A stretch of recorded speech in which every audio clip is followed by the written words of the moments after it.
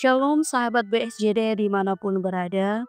Perkenalkan, nama saya Fikari Sandra Nunisari Sitalan STH.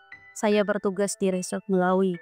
Hari ini kita akan merenungkan satu bagian firman Tuhan dalam kitab Amos pasal 8 ayat 11 sampai 14. Dan saya akan membacakan ayat 11 dan 14. Sesungguhnya waktu akan datang, demikianlah firman Tuhan Allah, aku akan mengirimkan kelaparan ke negeri ini, bukan kelaparan akan makanan dan bukan kehausan akan air, melainkan akan mendengarkan firman Tuhan. Mereka yang bersumpah demi Asima Dewi Samaria, dan yang berkata demi Allahmu yang hidup hai Dan, serta demi Dewa kekasihmu yang hidup hai Bersheba, mereka itu akan rebah dan tidak akan bangkit lagi. Bapak Ibu saudara-saudari yang terkasih dalam Tuhan kita Yesus Kristus, dalam kehidupan kita tentu ada banyak dari kita yang pernah mengalami krisis. Dan biasanya yang paling urgent adalah krisis ekonomi. Dampaknya adalah orang akan hidup dalam kegelisahan, kebimbangan, putus asa, khawatir, dan hilang harapan. Bagaimana dengan kehidupan spiritual kita hari ini? Apakah Tuhan terlihat lebih dekat dengan kita ataukah semakin jauh? Amos adalah seorang peternak dan pemungut buah ara yang berasal dari Tekoa. Allah memanggilnya untuk menubuatkan tentang hukuman yang akan dinyatakan kepada bangsa Israel. Kehidupan bangsa Israel sudah mulai menjauh dari perintah Tuhan. Bangsa Israel menyembah patung dan lembu emas dan tidak lagi menyembah Allah yang sejati. Pada kitab Amos pasal 8 ayat 11 sampai 14, Tuhan menubuatkan tentang kehidupan bangsa Israel yang akan terjadi, di mana tidak akan ada lagi nubuatan dan nabi-nabi akan diutus untuk menyampaikan suara Allah. Sebuah hukuman yang berat lebih dari sekedar lapar dan haus secara jasmani.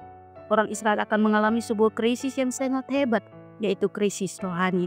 Bapak Ibu saudara-saudari sekalian, yang menjadi pertanyaannya bagi kita semua adalah, bagaimana dengan kehidupan rohani sekarang ini? Di tengah hiruk pikuk dan kesibukan kita dalam pelayanan masing-masing. Apakah kita semakin dekat dengan Tuhan? Atau justru sebaliknya kita sedang menghadapi krisis rohani dan kekeringan rohani di dalam Tuhan? Mungkin ada saat tertentu kita merasa bahwa saya sudah rajin pelayanan, melakukan banyak mujizat, berkhotbah dengan baik dan hebat. Tetapi justru kita merasa hampa, kita merasa biasa-biasa saja. Pelayanan hanya sebuah rutinitas dan tidak ada perubahan dalam pelayanan kita. Sadarlah, kita sedang menghadapi krisis rohani. Melalui bacaan kita hari ini, ada beberapa poin penting akan kita renungkan bersama-sama, yaitu yang pertama, berbicara tentang manusia kehilangan kemuliaan Allah. Ketika firman Allah yang dipercayakan kepada bangsa Israel diambil dari tengah-tengah mereka, maka keindahan mereka ternoda dan kehormatan mereka dibaringkan dalam debu. Hal tersebut merupakan tanda ketidaksenangan Allah yang paling besar. Ancaman yang diserukan oleh Amos adalah untuk melihat jauh dari hal yang akan terjadi sekarang ini mengenai kebutaan dan krisis rohani yang dialami oleh orang-orang percaya. Pada ayat 11 ini, Allah menyatakan bahwa orang Kristen di zaman sekarang ini terlibat aktif dalam pelayanan, perayaan hari-hari raya gerejawi, tetapi banyak sekali yang merasa bosan dengan hal yang bersifat spiritual. Orang akan lebih senang ke gereja jika pengkhotbahnya bagus mengenai berkat dan berkat. Tidak terlalu lama, gerejanya bagus, musiknya lengkap, dan lain sebagainya. Sehingga tanpa kita sadari, esensi dalam mengikut Tuhan mulai hilang dan kita kehilangan kemuliaan Allah. Kita hidup di mana firman Tuhan disampaikan dengan berkobar-kobar, tetapi orang lebih suka dengan cerita yang semu. Hamba-hamba Tuhan dengan semangat naik mimbar dengan penuh kuasa, tetapi orang-orang menutup telinga terhadap kebenaran. Ketika mimbar-mimbar menjadi popularitas pribadi, jemaat menjadi layu, khotbah menjadi hampa, dan Alkitab menjadi sebuah buku yang mati dan tak berguna, diganti dengan gadget. Marilah setiap kita kembali kepada jalan yang benar dan taat pada perintah Tuhan, serta hidup sesuai dengan firman Tuhan, maka Tuhan akan menuntun kita dari kemuliaan kepada kemuliaan. Bagian yang kedua, manusia kehilangan arah dan tujuan hidup. Kalimat mereka akan mengembara, secara harfiah menunjukkan bahwa mereka akan terhuyung-huyung, yang menggambarkan orang yang mabuk, mereka yang hidup dalam kegelisahan, tidak ada tujuan yang pasti dan keputusasaan, hidup dalam kebingungan, dalam mencari sesuatu yang tidak diketahui kemana akan menemukannya. Prinsip dan tindakan Allah adalah menarik firman dari umat yang dipilihnya. Allah berpaling dari umatnya untuk mengujikan kasih karunia bernubuat karena ketidaktaatan umatnya. Bapak Ibu saudara-saudara yang terkasih, kita sekarang hidup di zaman yang penuh dengan banyak tuntutan hidup, dan sikap ketidakpuasan akan apa yang kita miliki. Manusia lebih fokus mengejar apa yang ada di dunia dan bersifat sementara, dan mengabaikan perkara surgawi yang bersifat kekal. Manusia mulai kehilangan arah dan tujuan hidup. Dalam ayat 13 ini menggambarkan bahwa ketika manusia kehilangan kemuliaan Allah dan berusaha untuk mencari dan tidak menemukan, maka manusia akan mengalami keletihan yang menyebabkan orang-orang yang kuat sekalipun para pemimpin gereja mengalami kehilangan harapan dan menyerah. Bapak, Ibu, Saudara-saudara yang terkasih dalam Tuhan kita Yesus Kristus, marilah kita memeriksa diri kita masing-masing di tengah kesibukan dan gejolak perkembangan dunia yang serba bisa dan serba ada. Apakah kita hidup dalam firman Allah dan memiliki tujuan yang jelas di dalam Yesus? Popularitas, kemauan, jabatan, karir, pekerjaan, dan keluarga yang bahagia adalah bonus dari Tuhan.